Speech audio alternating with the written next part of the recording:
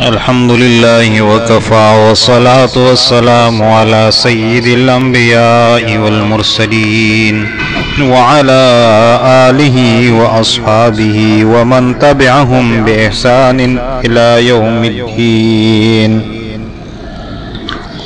أما بعد فأعوذ بالله من الشيطان الرجيم.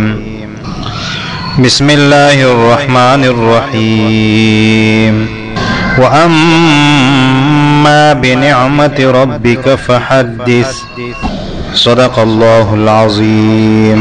آپ سب کو معلوم ہے کہ یہ اگست کا مہینہ چل رہا ہے اور اس مہینے کے 14 تاریخ کو یعنی 14 اگست کو پاکستان ایک الگ ریاست بنا.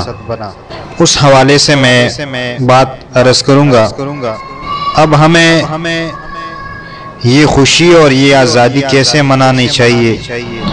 یہ یوم آزادی ہمیں اپنے مقصد آزادی کی یاد دہانی کراتا ہے.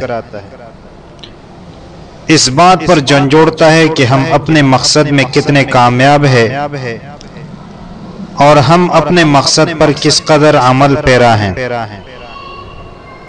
یہ پاکستان یوں حاصل نہیں ہوا کہ رات کو علامہ اقبال نے خواب دیکھا اور صبح کو پاکستان بن گیا.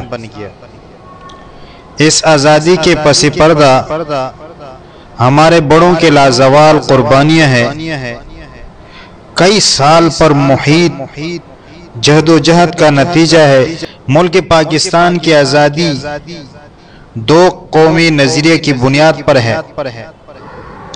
آزادی کا جشن ضرور منانا چاہیے. زندہ قومیں اپنی آزادی کا دن جوش و خروش سے مناتی ہے اور اس بات کا عزم کرتی ہے کہ ہم اپنے ملک کے فلاح و بہبود کے لیے ہر ممکن کوشش کرتے ہیں اور کرنی چاہیے اور کرنی ہے. اپنے ملک کو نقصان سے بچانا ہے. اپنے ملک کے خلاف اٹھنے والی ہر آواز کو دبانا ہے. ہم نے ایسا کام کرنا ہے جس کے ملک کی بے توقری نہ ہو. لیکن ہم پاکستانی آزادی کا دن کیسے مناتے ہیں؟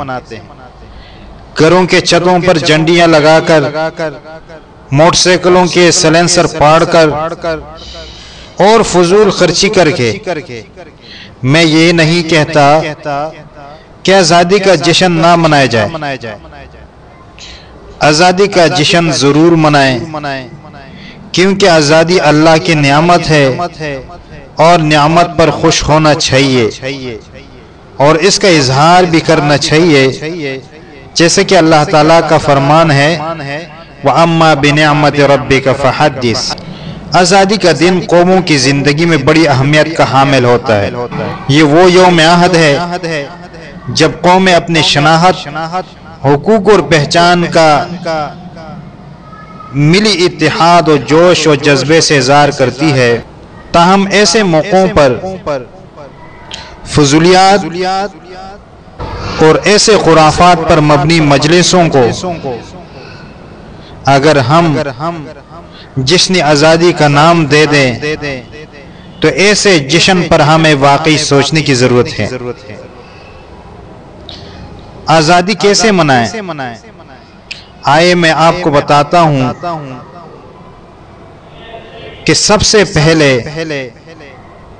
اللہ کے سامنے جھک جائیں اور اللہ کا شکریہ ادا کرے اور ان لوگوں کا جنہوں نے اس مقصد کے حصول کے لیے قربانی دی ہے ان کا شکریہ ادا کر کے کہ انہوں نے قربانی دے کے ہمیں اپنے مقصد میں کامیاب کرایا ہے. اور اب ہم الحمدللہ آزادی کے ساتھ عبادت کر سکتے ہیں اور آزادی کے ساتھ رہ رہے ہیں. دوسری بات یہ ہے کہ غریب کے ساتھ تعاون کیا جائے. آپ میں سے ہر گھر کے قریب ایک دکان ہوگی جسے عرف عام میں کریانہ سٹور کہتے ہیں. وہاں ادھار بھی چلتا ہوگا. شاید آپ کو معلوم نہ ہو کہ کون غریب ہے اور کس کا ادار چل رہا ہے، اس دکان میں جائیے، ادار کا کاتا کھلوائیے اور کسی غریب کا ادار چکا دیجئے بقدر استطاعت۔ اس کے دو فوائد ہیں۔ نمبر 1، آپ کو نیکی بھی مل جائے گی، اور نمبر 2، آزادی کی اصل خوشی بھی حاصل ہو جائے گی۔ تیسری بات میں یہ عرض کرنا چاہتا ہوں کہ ہسپتالوں میں جا کر ایسے مریض جن کے پاس علاج یا دوا کے لیے فیس نہ ہو، آپ ادا کر دیجئے۔ ضروری نہیں کہ فیس ہزاروں یا لاکھوں میں ہو، آپ کو 200 روپے کے لیے بھی بے بس اور لاچار ملیں گے، اس سے مریض کا علاج بھی ہو جائے گا اور آپ کو حقیقی خوشی بھی حاصل ہو جائے گی۔ نمبر 4، علاقے کے اسکولوں میں جا کر پرنسپل سے درخواست کیجئے کہ وہ آپ کو ایسے طلباء کا نام بتائیں جن کی فیس کسی وجہ سے ادا نہیں ہوئی، وہ آپ ادا کر دیجئے۔ اس سے وہ طالب علم تعلیم حاصل کر کے ملک کا نام روشن کرے گا اور اس میں آپ کا حصہ بھی شامل ہوگا۔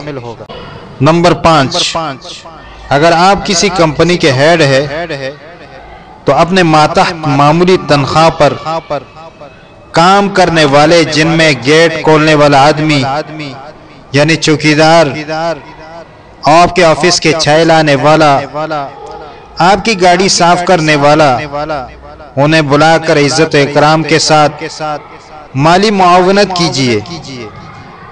اس سے آپ کا ملازم کے ساتھ حسن سلوک بھی ہو جائے گا اور خوشی کے ساتھ ساتھ تعلقات بھی مضبوط ہوں گے۔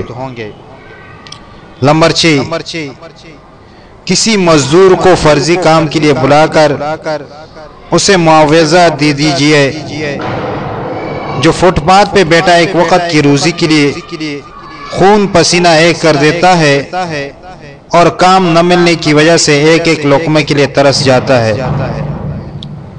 ان میں سے کسی ایک کام کی توفیق بھی اللہ کے حکم سے مجھے یا آپ کو ہو گئی تو یقین جانیے صحیح معنوں میں آزادی کی خوشی محسوس ہوگی۔